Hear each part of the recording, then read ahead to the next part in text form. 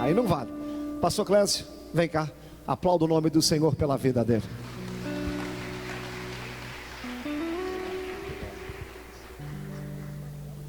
Glória a Deus. A paz do Senhor, irmãos. Deus é bom.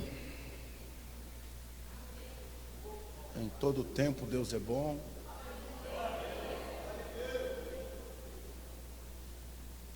Em todo tempo Deus é bom, e o tempo todo Deus é bom, não é?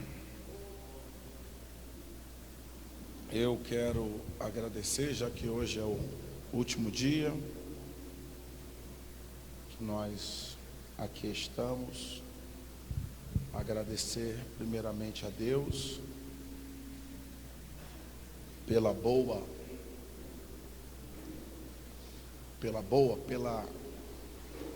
excelente oportunidade que Ele me deu, poder estar aqui nessa cidade, poder estar aqui na Igreja Batista Ágape, poder conhecer um povo abençoado, bom?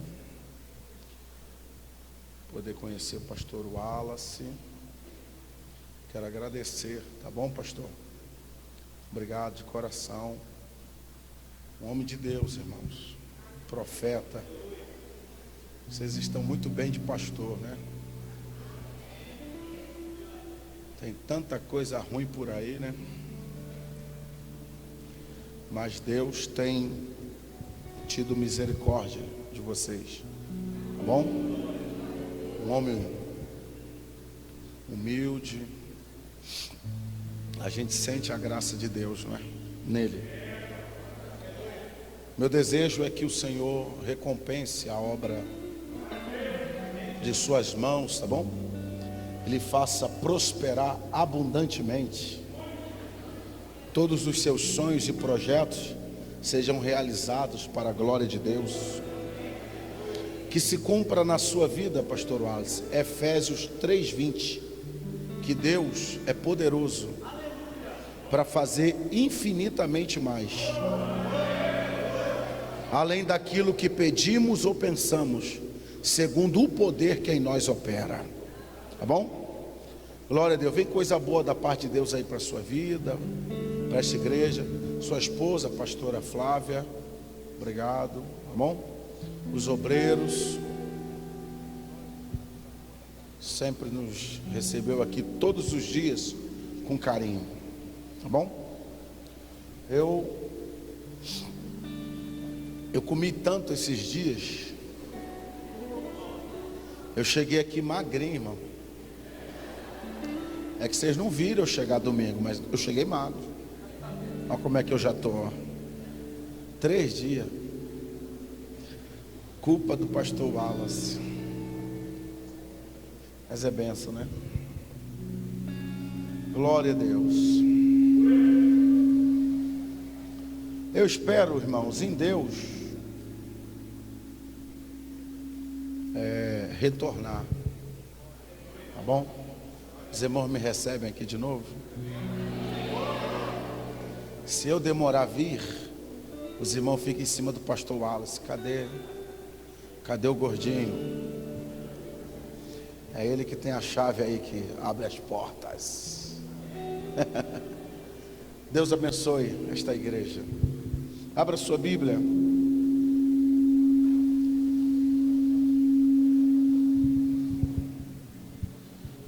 Esdras capítulo 8.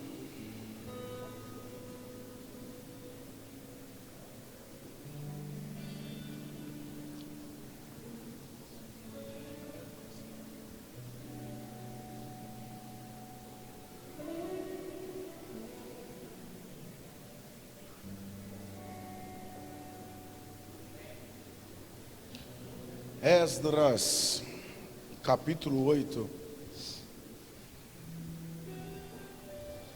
Eu ganhei uns lenços, ó. Obrigado, meu amigo. Como é que é seu nome? Hã? José Prates.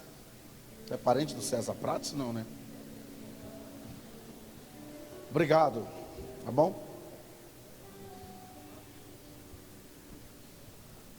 Se mais alguém tiver presente aí, pode. Esdras capítulo 8, acharam? Aqui é igreja chique, né? Não precisa. Versículo 15. E depois eu vou ler outros versículos, mas o primeiro é o 15. Diz assim, ó: ajuntei-os à margem do rio que corre para a Ava, e ficamos ali acampados 3 dias. Então passei o povo em revista e os sacerdotes, e não achei ali nenhum dos filhos de Levi. E não achei ali nenhum dos filhos de Levi. Versículo 21. Então proclamei um jejum para nos humilharmos diante do nosso Deus, a fim de lhe pedirmos caminho seguro para nós, para nossos filhos e para toda a nossa fazenda.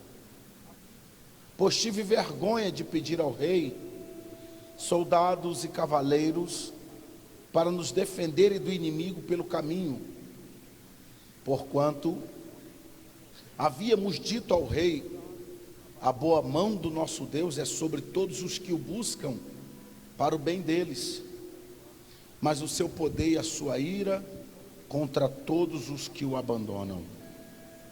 Nós, pois, jejuamos e pedimos isto ao nosso Deus, e Ele atendeu as nossas orações. Versículo de número 31. Então partimos do rio Ava, no dia 12 do primeiro mês, a fim de irmos para Jerusalém. E a boa mão do nosso Deus estava sobre nós, e Ele nos livrou da mão dos inimigos e daqueles que nos armavam ciladas pelo caminho. 32. Chegamos a Jerusalém. Só até aqui. Digam graças a Deus pela palavra do Senhor, não é? Irmãos, para a gente entender bem Esdras 8, precisamos entender um pouquinho da história de Israel. A história de Israel, ela começa em Abraão, não é? Abraão, Isaac, Jacó, Jacó os 12 filhos, dos 12 filhos José no Egito. José no Egito manda trazer toda a sua parentela. A Bíblia diz que quase 70 pessoas, depois de 430 anos, Paulo chega a dizer 450, né? Já são 2 milhões, há quem diga 4 milhões. No Egito, Deus tira eles do Egito, Moisés, o líder, depois de Moisés, Josué. Depois de Josué começa um período que chamamos de período dos juízes, os juízes de Israel. O último juiz de Israel foi Samuel. Quando Samuel é juiz, o povo pede um rei. Queremos um rei. Aí começa o período da monarquia, o período dos reis de Israel. O primeiro rei, Saul, da tribo de Benjamim. A Bíblia diz que por causa de atitudes, decisões erradas, Deus rejeita Saul. Então Deus levanta um novo rei, Davi. Com Davi Deus faz uma aliança eterna, de que nunca faltaria descendência de Davi à frente do povo de Deus. Davi morre e assume Salomão.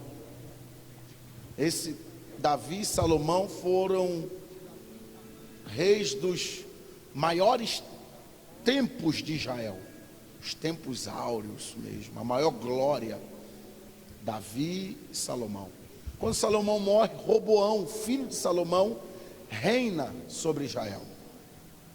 Quando ele reina, a Bíblia diz que as tribos procuram Roboão para que ele abaixasse os impostos de Israel, porque Salomão, na construção do templo, tinha sido pesado demais, cobrado muito impostos. Roboão pede um tempo para pensar, consulta os sábios velhos, e os velhos vão dizer a Roboão: atende o povo, escuta o povo, caia na graça deste povo. Mas ele também consulta os jovens, e os jovens dizem a Roboão: se teu pai Salomão foi pesado, seja-lhes mais pesado ainda.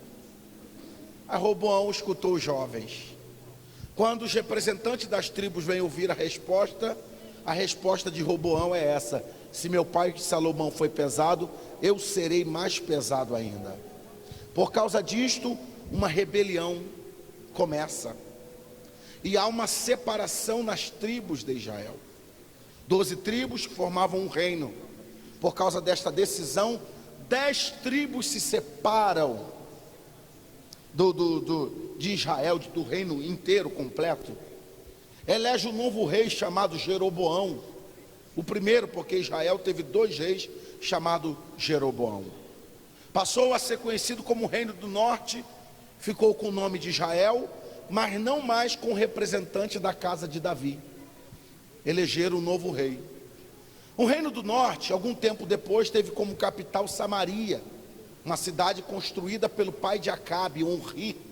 Foi ele que construiu e colocou como capital do Reino do Norte, Israel. Israel não teve uma dinastia só, como passou a ter o Reino do Sul, Judá, capital Jerusalém, que foi toda a descendência da casa de Davi. No Reino do Norte, várias dinastias, pecavam, erravam contra Deus, Deus tirava, permitia outro. Em Israel não houve um rei bom, ninguém. Depois da divisão, todos os reis foram maus, todos, ninguém, para a gente contar uma história boa aqui. Todos pecaram, andaram em caminhos errados. Pelo que o Senhor permite que os assírios invadam, levem cativo Israel. Israel, irmãos, quase foi riscado do mapa. Foi duro. Com o Reino do Sul, Judá, ficou com o nome de Judá, capital Jerusalém. Deus foi fiel à casa de Davi. Se nem todos foram bons, alguns reis foram bons. Houve reis piedosos, misericordiosos. Pelo que Deus foi um pouco mais complacente, O cativeiro de Israel foi primeiro.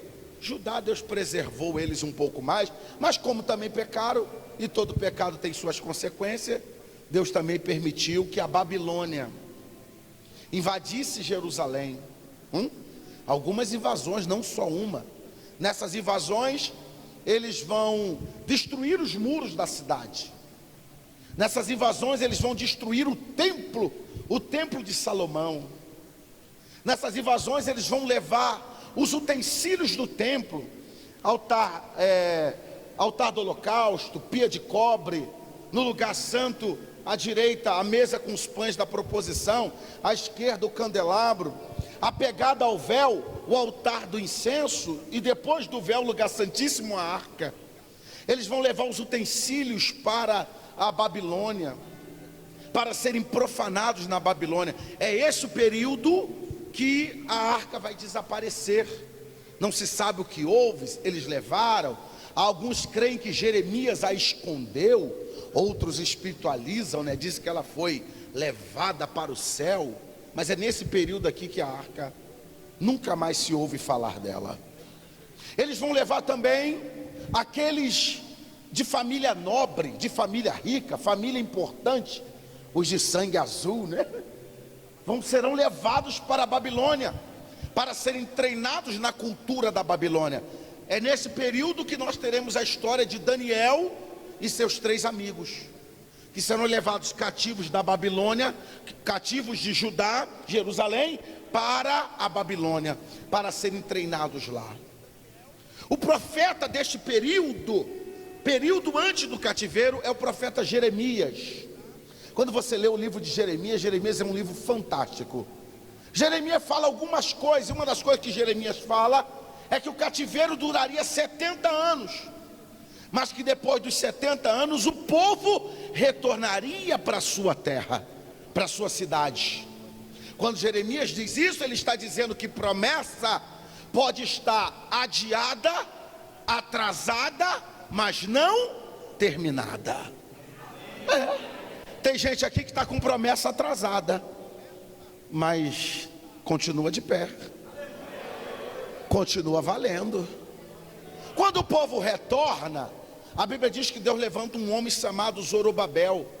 Zorobabel, ele é da linhagem de Davi. Deus fiel à sua palavra, Deus fiel ao pacto, à aliança que ele havia firmado com Davi. Zorobabel volta da Babilônia para Jerusalém com uma leva de judeus que vai variar aí de 50 mil a 80 mil judeus, voltando para Jerusalém. É nesse período que nós teremos um profeta importantíssimo, para esse período que chamamos de pós-exílio, que é o profeta Ageu. Porque Ageu vai falar ao povo pós-cativeiro, porque quando eles retornam, eles começam a reconstruir o templo, mas por causa das calúnias, das perseguições, eles param a reconstrução do templo e começam a cuidar das suas casas. Aí Deus levanta Ageu para dizer ao povo: vocês dizem que não é tempo de cuidar da casa de Deus, porém cuidais das vossas próprias casas. Por causa disto o quê? Por não cuidar da casa de Deus e cuidar das vossas próprias casas, trabalhais muito e recebeis pouco. E o pouco que vocês recebem saco furado. Trabalha muito, recebe pouco, e o pouco que recebe, saco furado. Por quê? Porque cuida mais das suas casas do que da casa de Deus. O povo então desperta e começa a reconstruir o templo. Quando eles vão reconstruir o templo, bate a tristeza, porque antes tinha aquela suntuosidade, aquela magnitude que era o templo de Salomão. Já tentaram fazer uma conta de quanto valeria o templo de Salomão hoje, e alguém chegou à marca histórica de que o templo de Salomão poderia valer mais de $1 bilhão. Um templo fantástico, só que destruído. Eles não têm recurso, eles não têm dinheiro para fazer um templo como o templo de Salomão. Quem viu o templo de Salomão, quem ouviu as histórias dos pais, dos avós, bate tristeza, porque o templo que tinha ouro, prata, cobre, madeira da melhor qualidade, agora vai ter um templo de pau, pedra e barro. Eles estão tristes. Nessa tristeza, Ageu tem que falar de novo. Aí Ageu vai dizer para eles: olha, haverá uma coisa, que o segundo templo terá mais ou maior do que o primeiro templo. Já imaginou? Eles parando e pensando: como? Se o primeiro templo que tinha era ouro, era prata, era cobre, e nós não temos nada disso, como é que um templo de pau, pedra e barro vai ganhar daquele templo suntuoso e de riqueza? Aí Ageu vai dizer: a glória.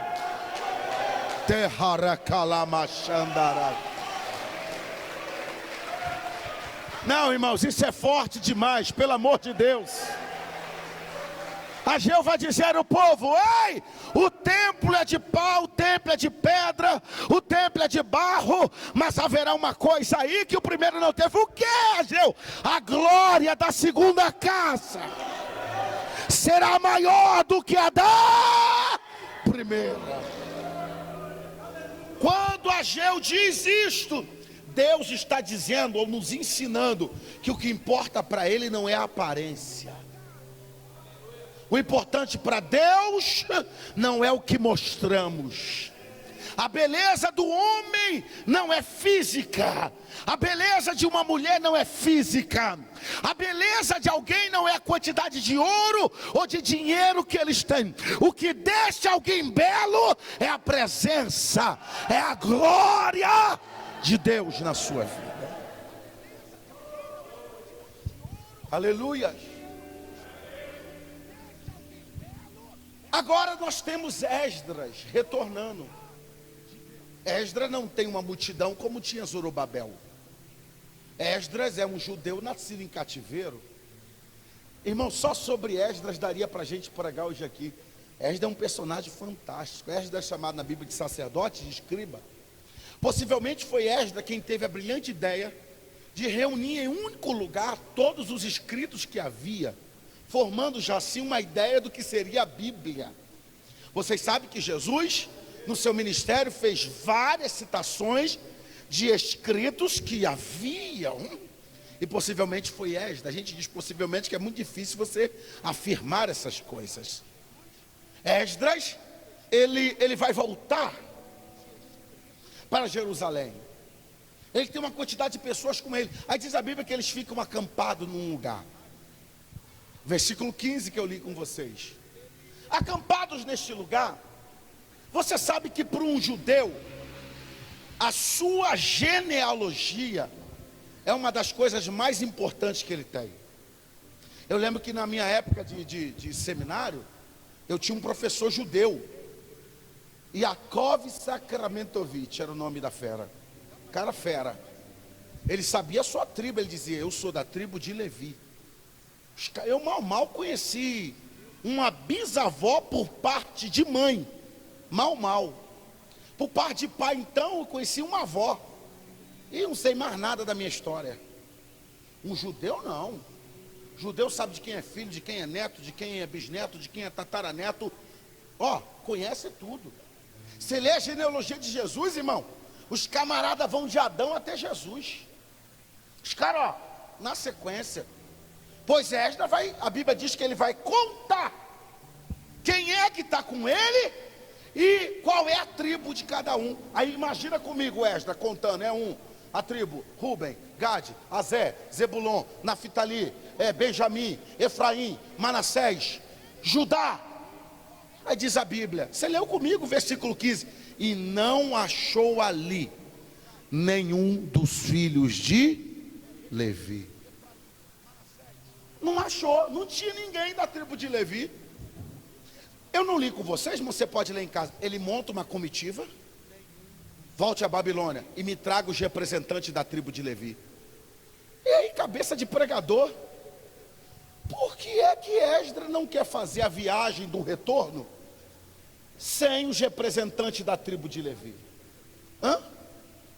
Aí a gente começa a entender que Levi, a tribo de Levi é uma tribo especial, a tribo dos sacerdotes, a tribo que cuidava de toda a manutenção do templo.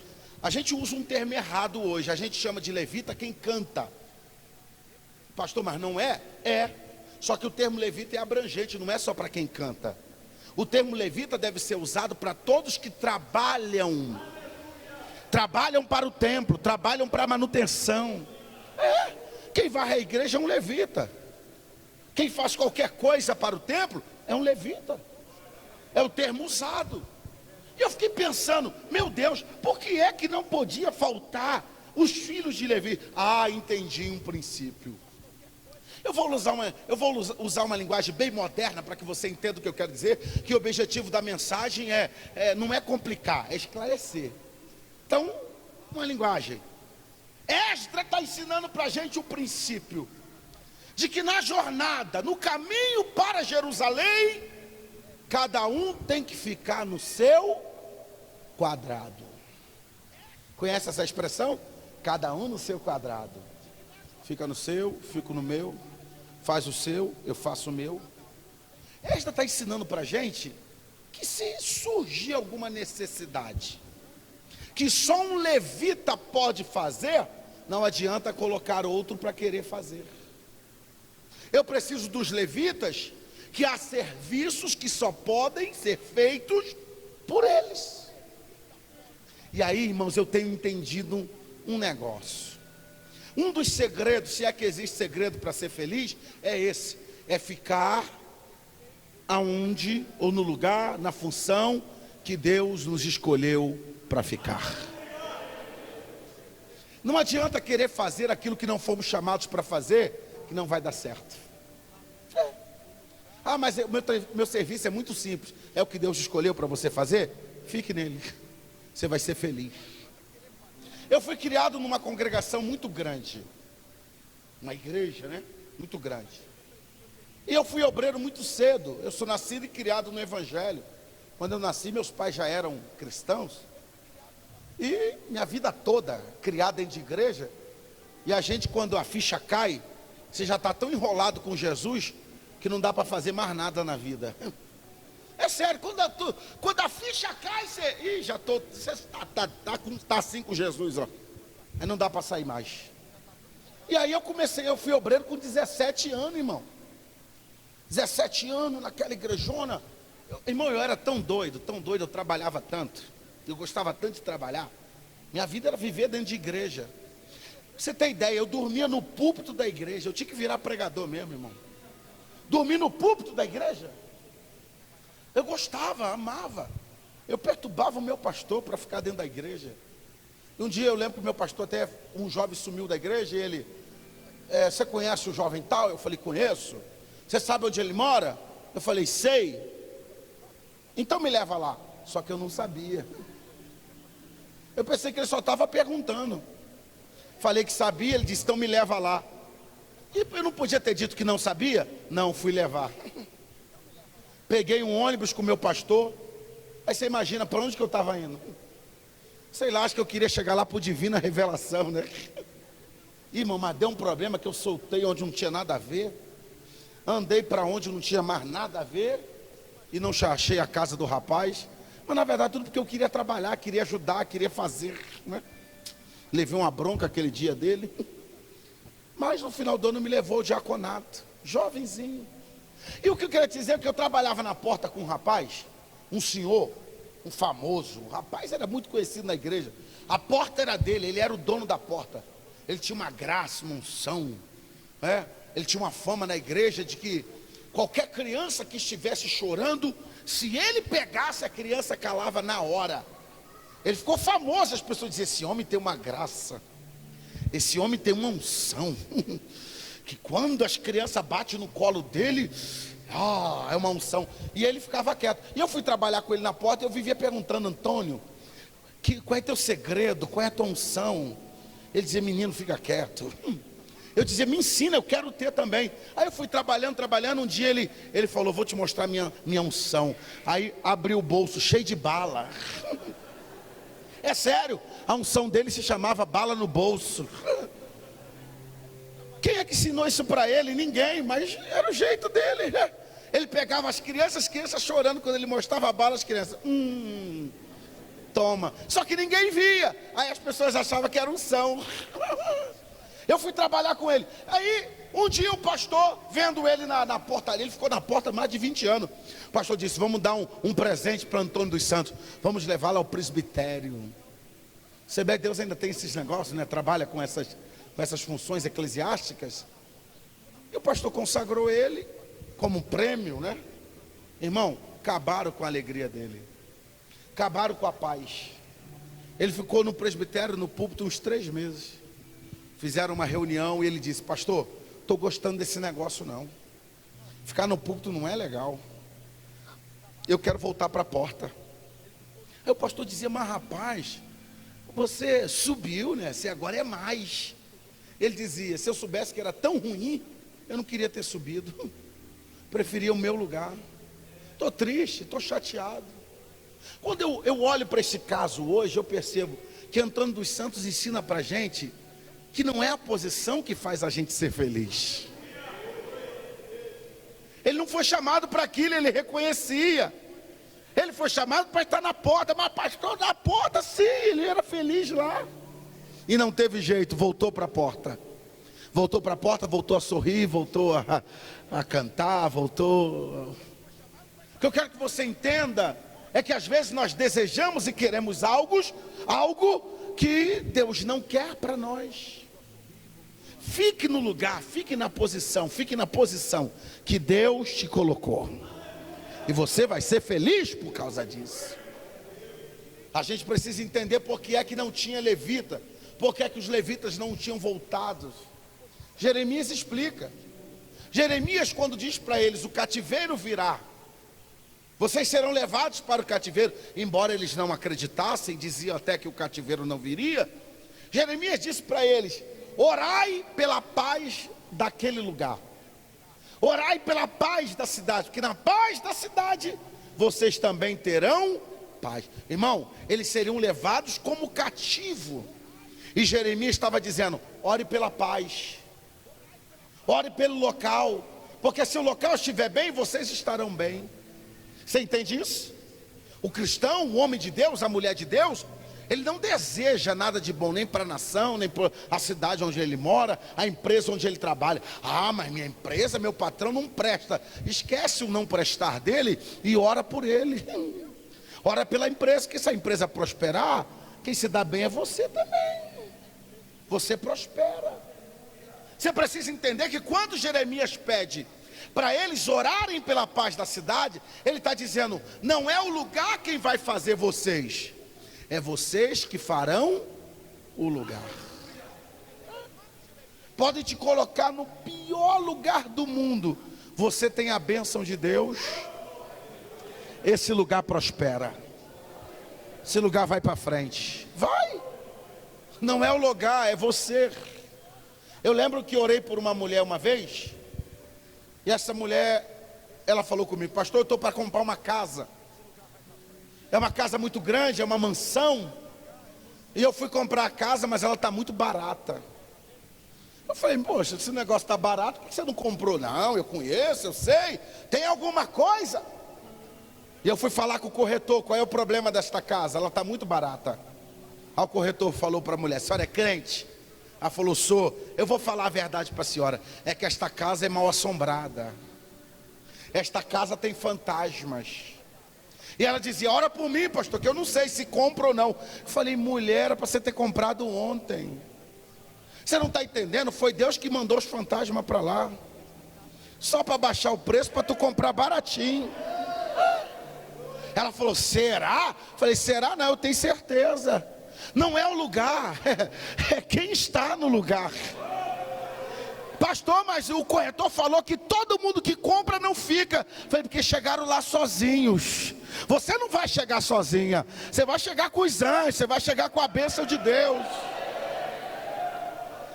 Aleluia, recebe esta palavra, que aonde você chegar, a bênção de Deus chega com você.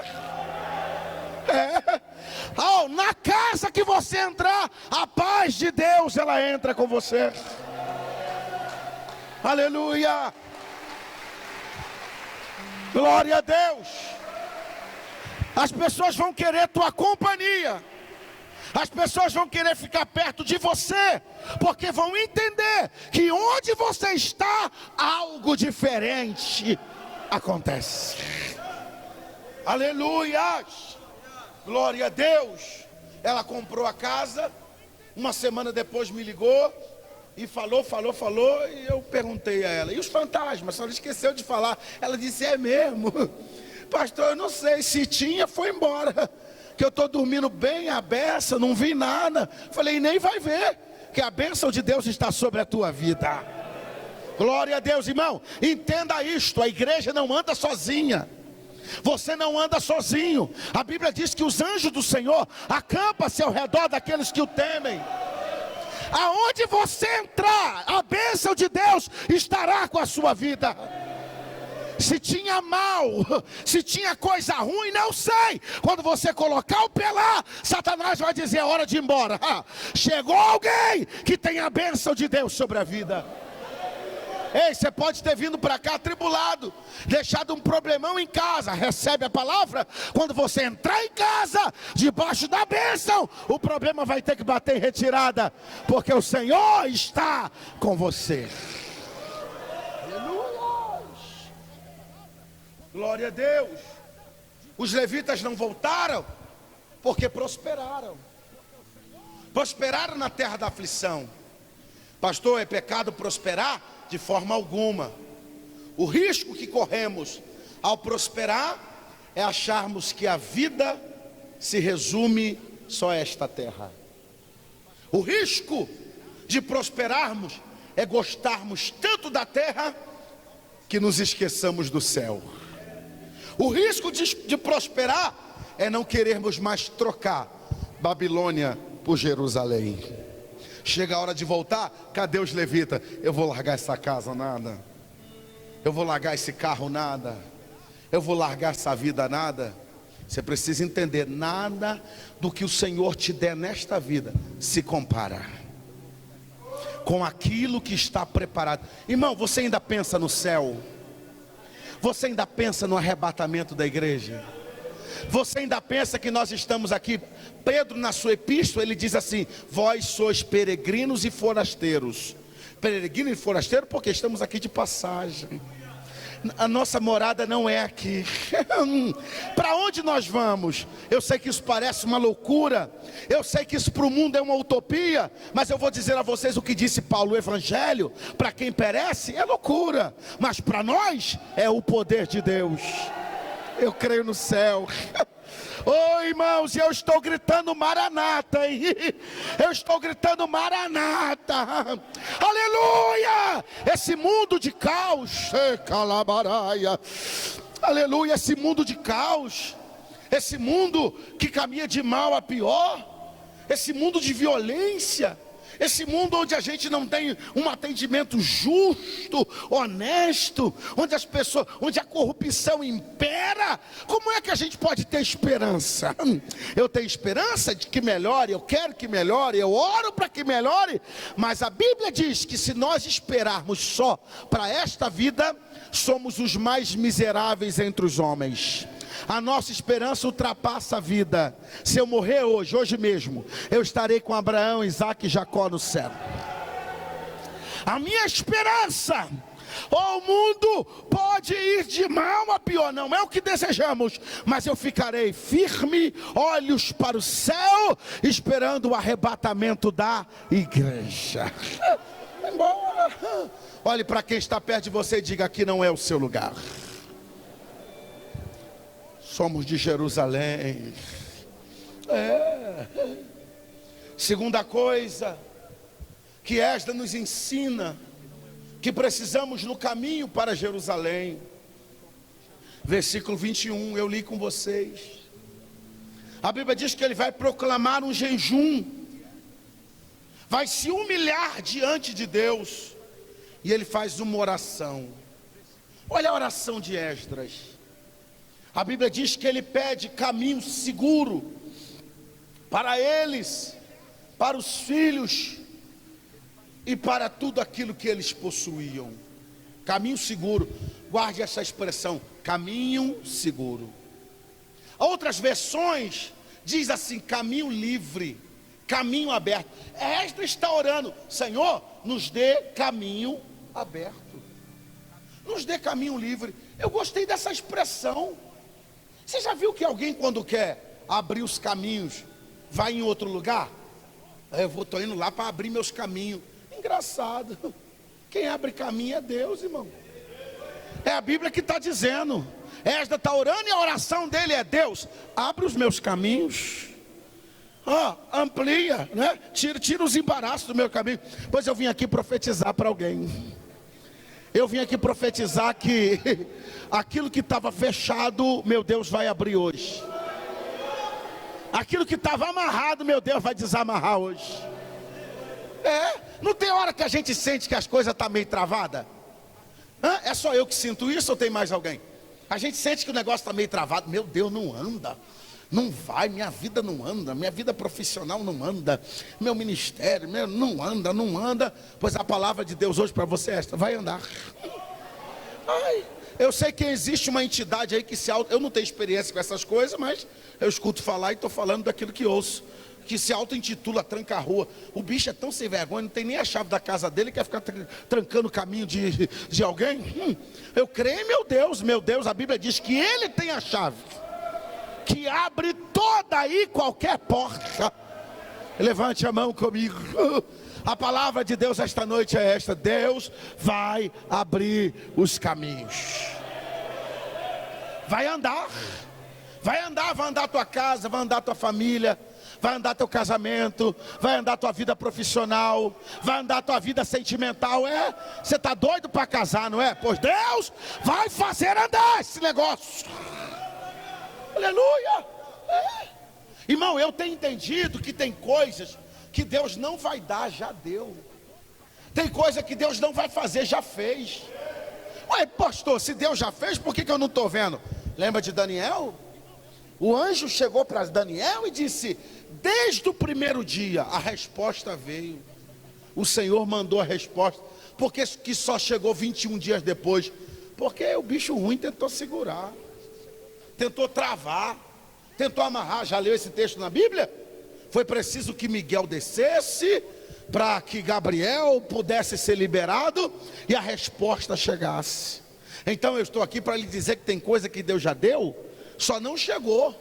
Tem coisa que Deus já liberou, só não veio. Mas hoje nós estamos aqui, uma noite profética, e a profecia é esta: Deus vai soltar. Vai chegar. Prepare-se para notícias boas. Prepare-se para notícias que não chegavam. Não chega, vai chegar. Aleluia! Eu estou como profeta de Deus.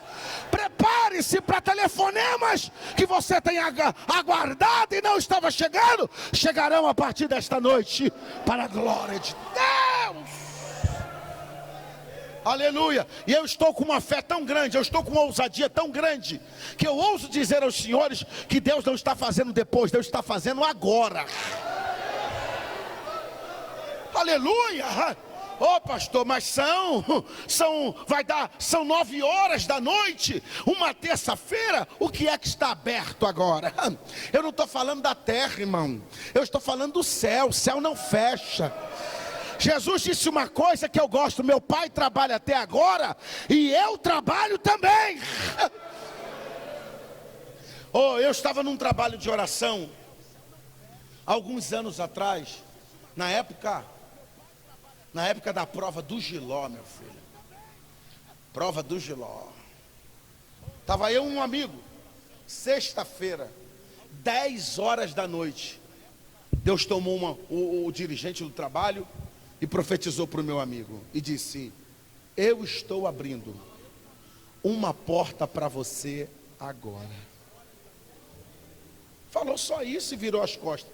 Meu amigo olhou para mim e disse: ele falou agora? Eu disse para ele: você sabe o que ele falou, você não quer crer.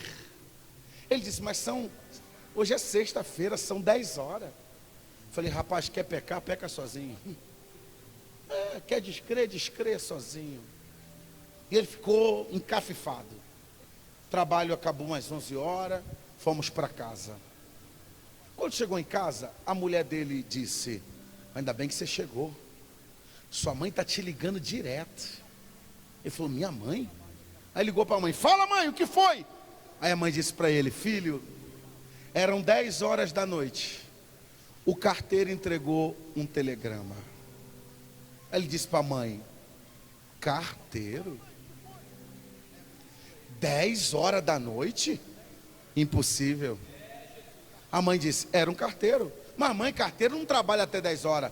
Ela disse: se trabalha ou não, só sei que entregaram. Ele ficou entregado, foi na casa da mãe. Chegou na casa da mãe, era um telegrama com uma resposta de algo que ele precisava, urgente, chegando para ele comparecer no sábado. Aí ele me ligou chorando e disse: Deus, quando quer abençoar, faz o carteiro trabalhar até 10 horas da noite, para cumprir com a sua palavra. Levante a mão. Aleluia.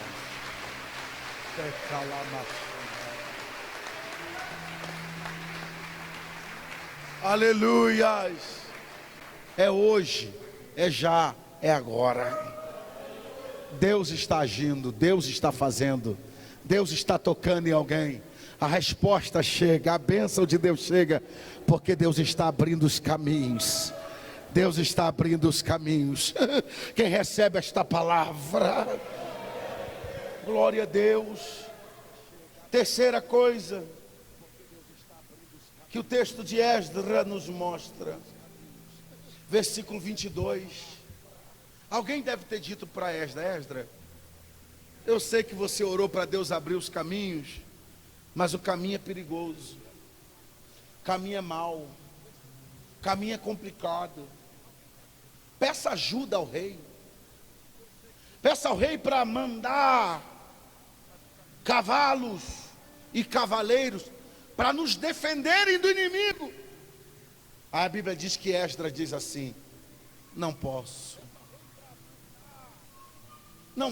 pedir ajuda, não vou pedir ajuda ao rei. Por quê?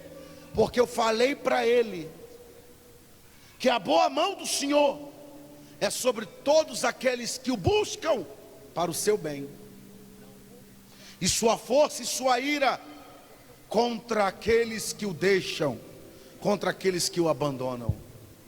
Esdras está dizendo para aqueles que pediam para que ele buscasse ajuda, que ele não podia pedir ajuda, que ele falou para o rei que Deus era com ele. Se eu disse que Deus é comigo, o que acontecer comigo pelo caminho vai dizer ao rei se Deus verdadeiramente é comigo ou não. Terceira lição, irmão: tem hora que Deus não deixa a gente pedir ajuda a ninguém. Você não vai falar nada com ninguém. Por quê, pastor? Porque uma coisa é chegarmos e dizermos assim: Deus cuida de mim. Deus é na minha vida. Meu Deus é fiel. Você não falou? Você não disse? A gente até canta: Deus cuida de mim, na sombra das suas asas. Deus cuida de mim, eu amo-a. Você não fala? Você não profetizou? Falar é até fácil. Existe um momento da nossa vida que a gente tem que viver aquilo que a gente fala. Deus é com você? Você tem que viver, Deus é com você. Deus cuida de mim? Você tem que viver o Deus cuida de mim. Deus é fiel? Você tem que viver o Deus é fiel.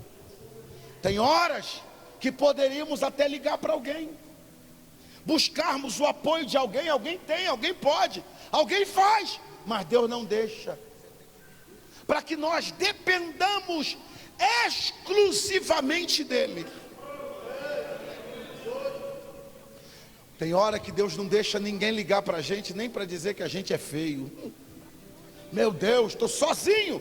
Tá não, é Deus dizendo: acredita em mim, confia em mim, olhe para mim, viva as expectativas em mim, e eu vou fazer.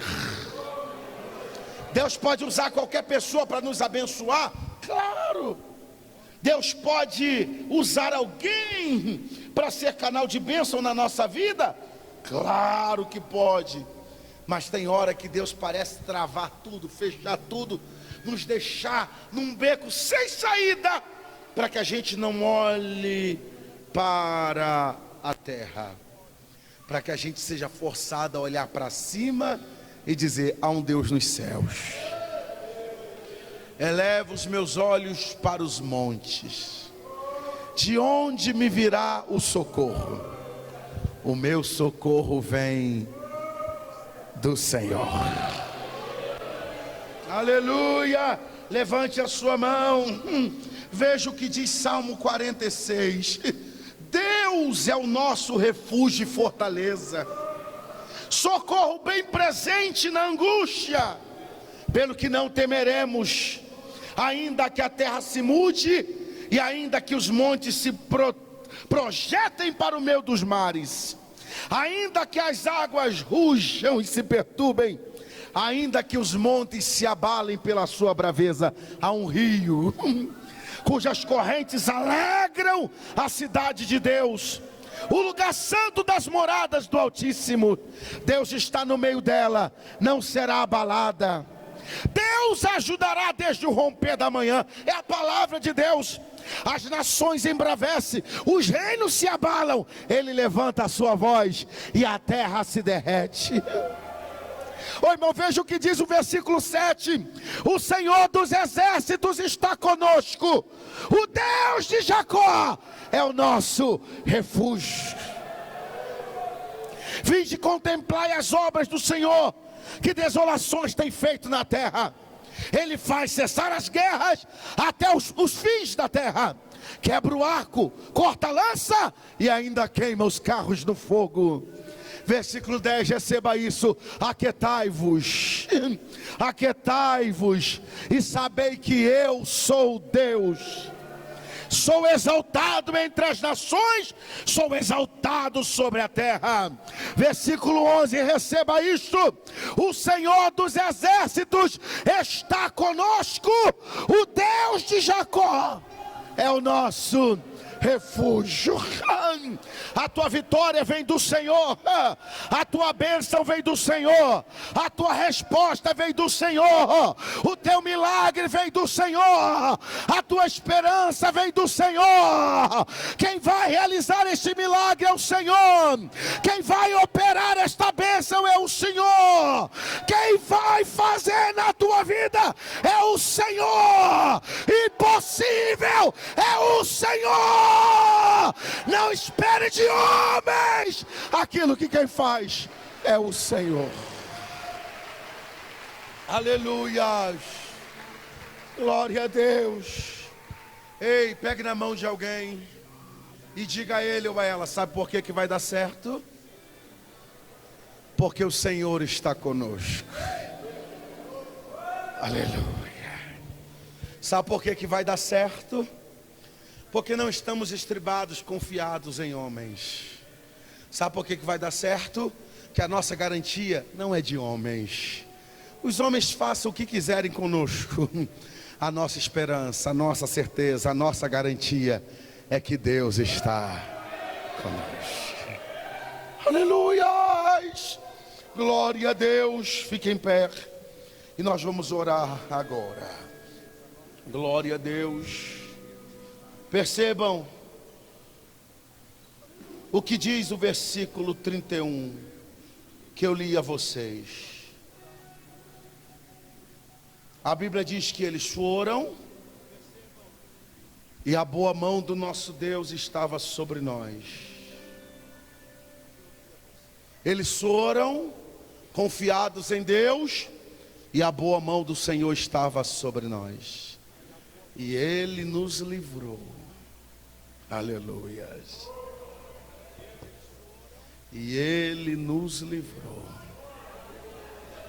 da mão dos inimigos e daqueles que nos armavam ciladas pelo caminho. Ele nos livrou. Versículo 32. Chegamos a Jerusalém.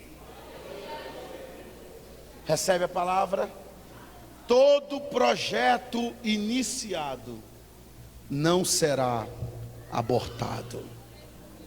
Todo projeto iniciado será concluído.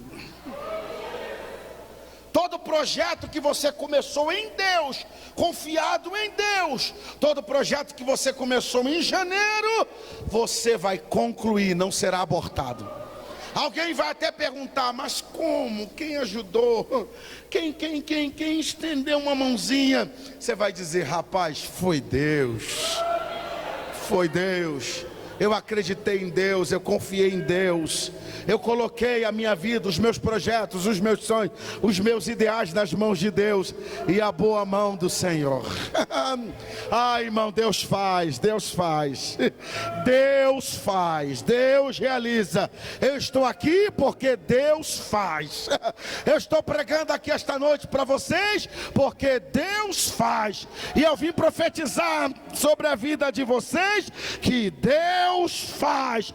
Alegre-se, renove-se, gere algo esta noite, crie expectativa. Pastor, mas meu pai, minha mãe, meu tio, o prefeito, o governo, gere expectativa, não dos homens, em Deus. Acredita em Deus. No caminho para Jerusalém, a boa mão do Senhor estará conosco e tudo vai dar certo. Eu quero orar por você que tem sonhos, tem projetos, tem desejos dentro de você. Você está dizendo: pastor, não tem apoio, eu não tenho recursos, eu não tenho ajuda, eu não tenho ninguém. Poderia até falar com A e B, mas não sei se Ele me ajudaria. Coloque nas mãos do Senhor. Sai do seu lugar com o seu projeto, sai do seu lugar com o seu sonho, sai do seu lugar, aleluia, com o seu ideal. Venha crendo, Deus faz. Oh, Deus faz.